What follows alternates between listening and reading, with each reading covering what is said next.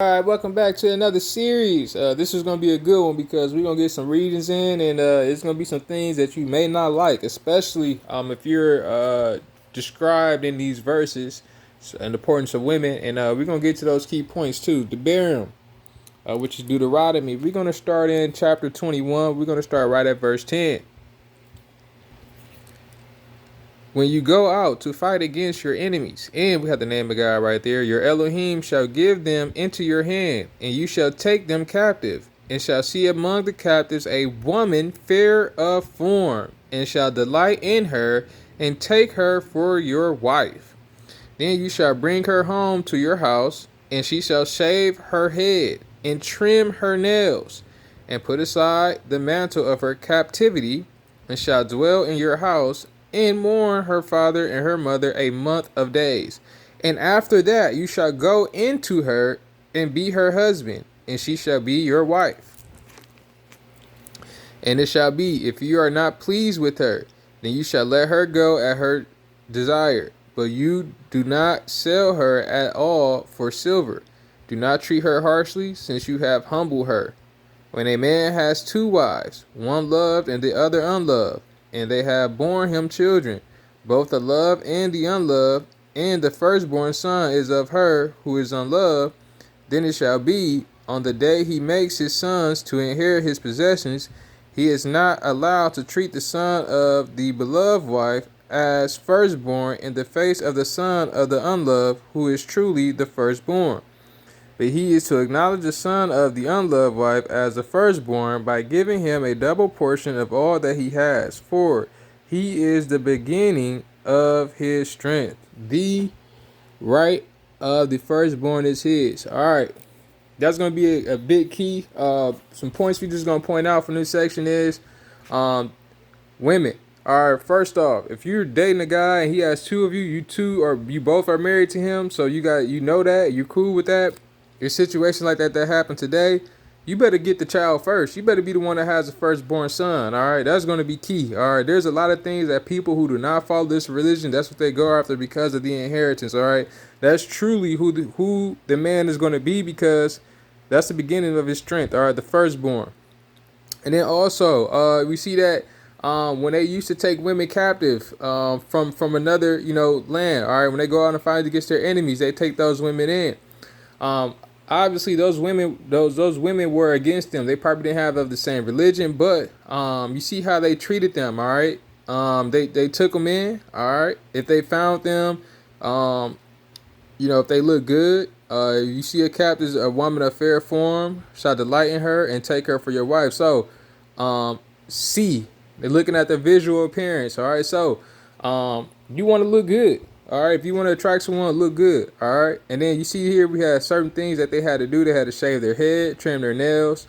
All right, see them for who they truly are. All right, get all the makeup, all that stuff off. They saw them for who they really are. They had to mourn for a month or so, and they became their wife. All right, but we see here if they were not pleased with them, they just let them go. All right, they didn't treat them harshly. They humbled her, so that may mean that they became like them. They maybe had to serve their religion to do that. And that's the only instance I see here where he's cool with, if they were to get married, they become a wife, you just let them go because he was displeased with her. So this is a good section to take a look at. And again, if you're not of the same religion, this is a good example of not to get involved in, any other dealings with others who are not in the same religion of you. As we go to chapter 22, a woman does not wear that which pertains to a man, nor does a man put on a woman's garment. For whoever does this is an abomination to, we have the name of God right here, your Elohim. So, again, males, you don't want to be wearing panties, dresses, high heels, wigs, putting all these things on, and looking like a woman. All right. Let's say if you got dress shoes that got heels on it, that's different. All right. If you're playing in your mom's room, let's say as a child or something like that, and you're playing with your brothers and them, and you put on your mom's shoes or something like that, I don't think that's what this talking about here. But you just want to make sure you don't do that. All right, don't do it at all. All right. Some may play dress up. Some may, like Grandmama, Larry Johnson and those. They put on wigs, Medea. Some do it for acting and things like that, but that's a lot of people seeing you in a woman's garment. All right. Now it does say garment. It doesn't say shoes or things like that, but does not wear that which pertains to a man, nor does a man put on a woman's garment. So um,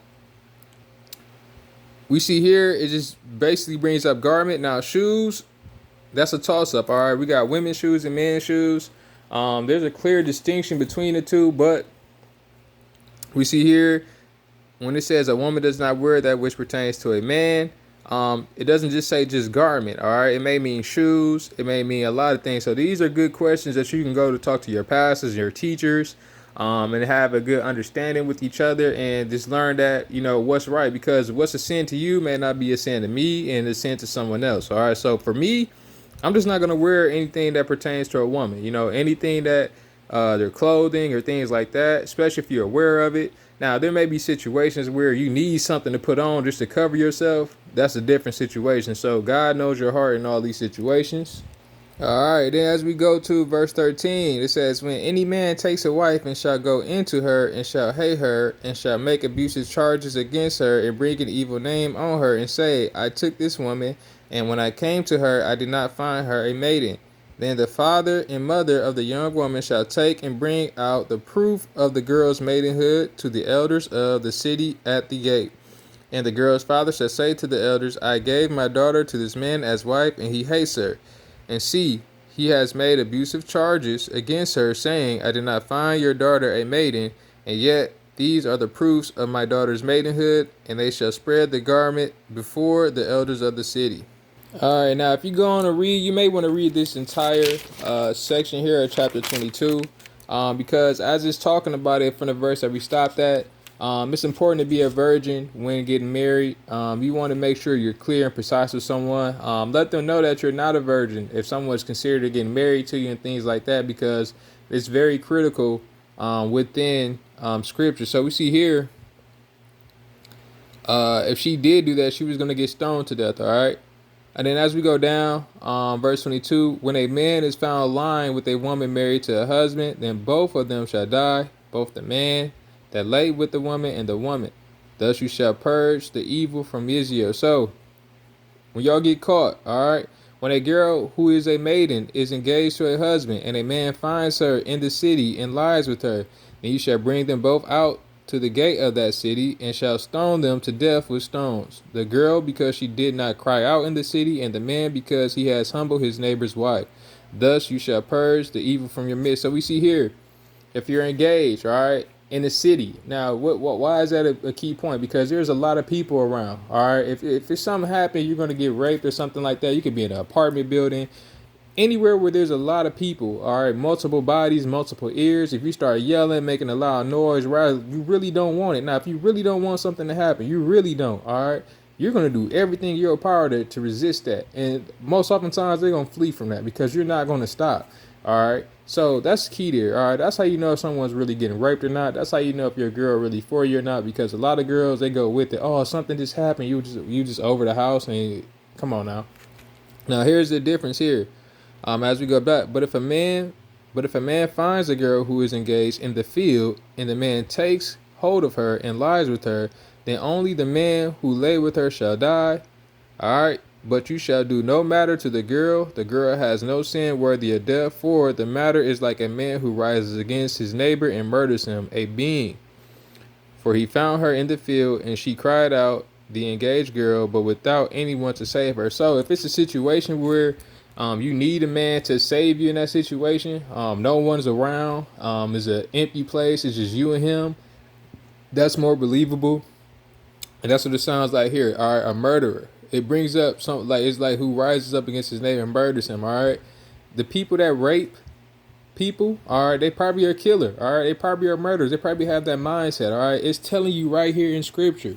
So this is important in telling women, all right, you want to read all through this. All right, you want to read all through this. It's telling you how to get married, stay a virgin, and it's also telling you the type of man out here. So if you're around many people in the city, all right, if the fact that you're in the city and this girl, you may know this guy, he may know you, all right. But if you're out in the field and he knows nobody's around, he could take advantage of you. That's going to be key. You better get away. All right, if you got guys that only want to do things when no one else is around, he doesn't want to show that affection in public or in the city where everybody can see it, things like that. It's something to be said about that. All right, I'm not saying they all have these intentions, but this will help and prevent you from those type of situations. All right. And also, as we go to verse 28, when a man finds a girl who is a maiden, who is not engaged, and he seizes her and lies with her, and they are found out, then the man who lay with her shall give to the girl's father 50 pieces of silver, and she is to be his wife because he has humbled her. He is not allowed to put her away all his days. A man does not take his father's wife, nor uncovers his father's skirt. So, key here, all right? Some dudes go after just because you're a virgin, you're not engaged to nobody. They'll go out right away and try to sleep with you because they know that you gonna really be them. All right, you're gonna be one with them. There's nobody else that ever been with you or in you, and that's gonna be key. So you want to protect your virginity as much as possible and give it to the right person. All right, you don't want to be around someone that that's acting nice, that's cool. They're around you just to find out if you're a virgin. They're around you to find out if you're dating someone or in a relationship because they want to take advantage of you. So you got to watch out for those type of dudes. All right, and then more than likely they're probably going to be stronger than you. All right. So if you're around males that's stronger than you, be around those that you are attracted to. So if this does happen, you wouldn't care to be their wife, all right? You wouldn't care that they're engaging in these type of acts with you, all right? Now, you want to get away from those who are, those guys that work out too much, all right? And their body is pretty much muscle, all right? Their frame are small. I'm not saying it's all of them, but, the Bible talks about exercising and things like that. If you want a bigger guy, just get a bigger size, all right? It's not about muscle, all right? Muscle is not going to, replace your bone structure. It's not going to replace none of that, all right? So this is going to be key. Humble her. Does that mean that they're taking their virginity, all right? You got to read. When you read into this, look at the phrases and things like that, what it's accompanied with, and that's how you're going to get better at comprehension. And then also, if you're married to someone, he has a son. Maybe it's not your son. Maybe it could be a son for someone else. Or let's just say that, if you have a brother and he's really attracted to his mom or stuff, you do not uncover his father's skirt, all right? A man does not take his father's wife nor cover his father's skirt. They're one, all right? They're the same, all right? So you got to respect them, treat them as mother and father. And then again, you don't take his wife. So even if the situations that happen, may say that you're acting like your dad and things like that, you want to stay away from that. These are sins, all right? And then as you see in chapter 23, it's getting serious here. He who is wounded by crushing of testicles or whose penis is cut off shall not enter into the community of, we have the name of the guy right there. So eunuchs, transgenders. This is a good verse for y'all right here. All right. And then, man, when you sleeping at night with your wife, do you trust them not to crush your testicles or cut off your penis in your sleep? That's key. God bless.